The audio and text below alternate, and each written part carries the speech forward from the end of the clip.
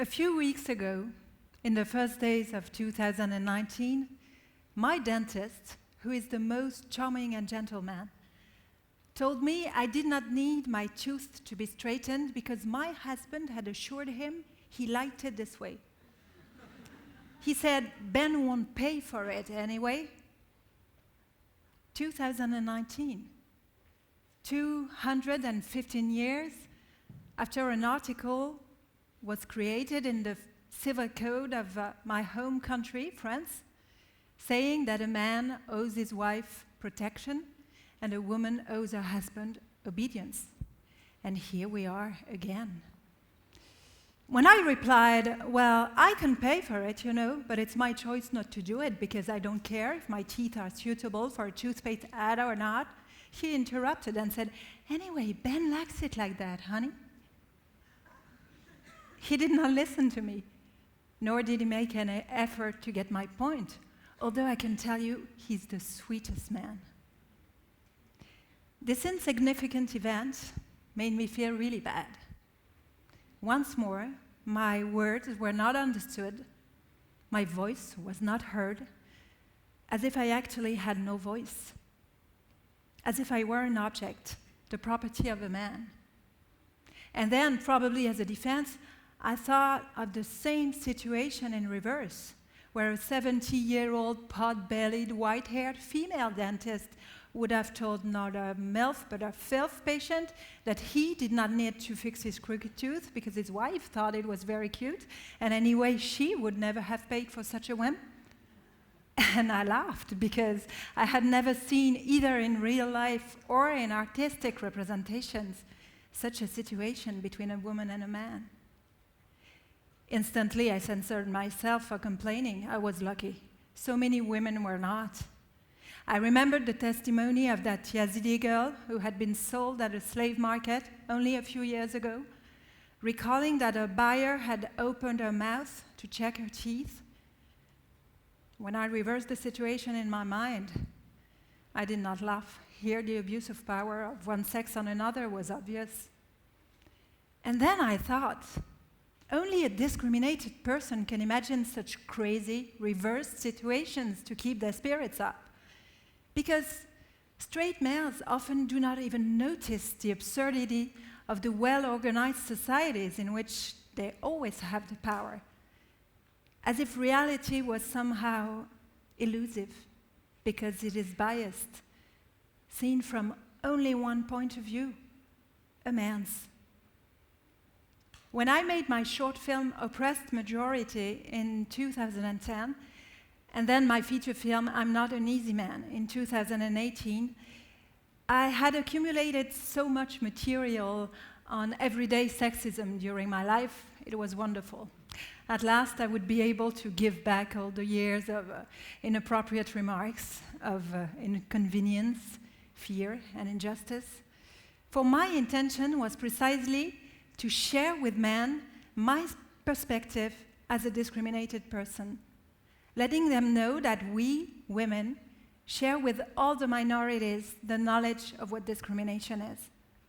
I wanted to show guys who had never been challenged in their privilege, I mean, great guys, not only nasty machos, how pervasive discrimination is. Most of the time, how invisible too, and how necessary it is to fight against it, whether it affects women or any ethnic, religious, or sexual minority.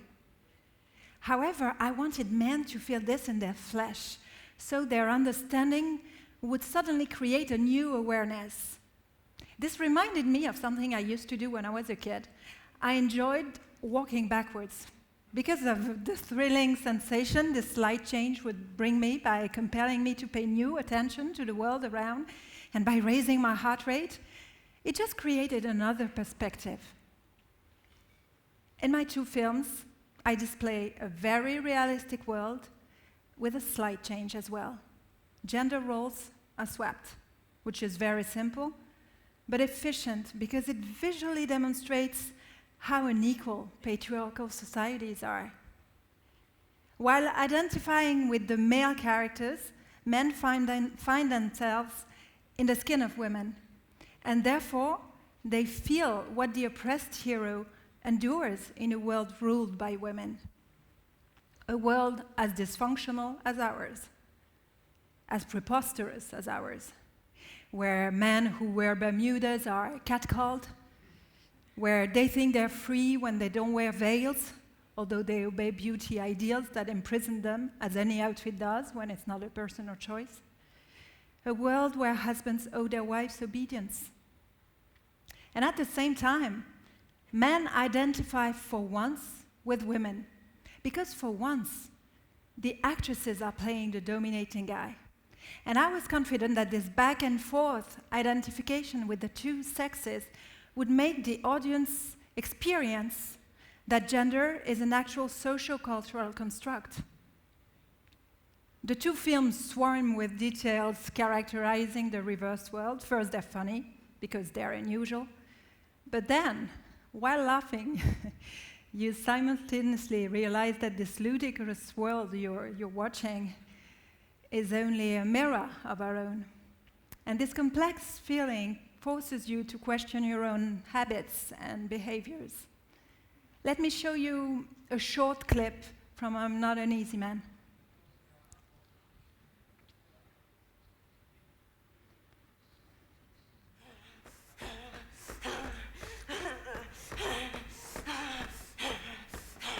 Tu sens, hein? Tu sens? Quoi? Allez, tiens. Non, mais...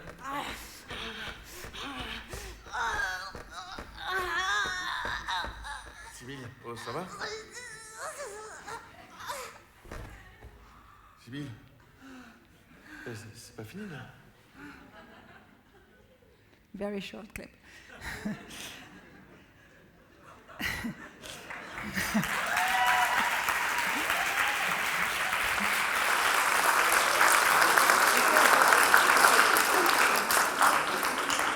Since I have posted my short film on YouTube in 2014, and since the release of my feature film on Netflix in 2018, I've been receiving messages from all over: India, Korea, Morocco, Brazil, all of which say the same thing, that people suffer from the normative system that is patriarchy. The majority of people. Women endure inequality of opportunity, harassment, domestic violence, and rape. They need to be smiling and discreet. Men have to be up to snuff, virile. But what does this all mean? When I was a child in the 70s, I felt completely free. I would not think of myself as a girl. I was a child. Gender was not my concern, and definitely not a boundary. As long as my body did not betray me by becoming the signal that I was a prey, I thought anything was possible. I could play soccer, I could cry, I could dance, sing, learn to drive on country tracks with my father. I could say I wanted to be a writer, an actress, a clown, the director of a theater. And then, one summer, my breasts started showing. And my own father scolded me because I was not covering up with the top. I felt so ashamed. This was the beginning of a long, solitary crossing under the eyes of men. As Simone de Beauvoir said, one is not born, but rather becomes a woman. While clinging to my mother's feminist education, I nevertheless started taking time to fix my face and dress up before meeting people. I learned to roll with the punches, blaming myself for being too hairy, too flat, too nerdy. I did not fit in. Worse, I felt I would never fit in.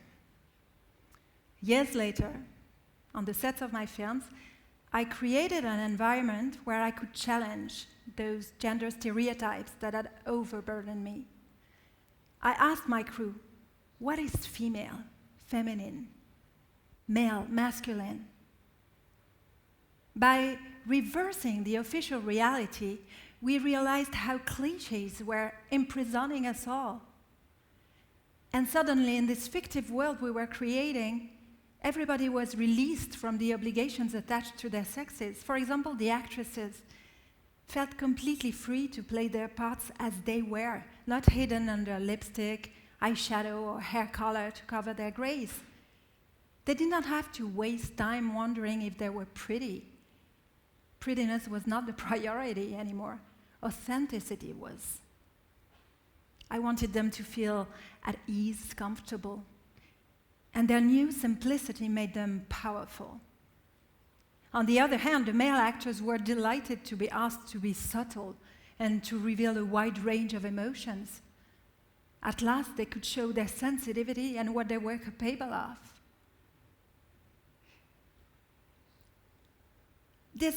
By making these two films, by elaborating their visual aspects through settings, lights, and costumes, I realized how gendered our reality is, and I felt so thrilled to disclose another perspective, a blur at the frontier between sexes, unveiling gender as a spectrum, like a color chart with hundreds of hues, not just pink and blue. This very simple process of role reversal that displays male secretaries with handbags and nail polish, women wearing suits in sports cars or overalls in garbage trucks, allowed me to shed light not only on an alternative to the norm, but also on the simplistic, institutionalized representation of men and women in Western films. Living in New York, where people can choose how they identify, where transgender and non-binary New Yorkers can now match their birth certificates with their gender identity, blew my mind by entitling me to reclaim a world that had yielded to patriarchy.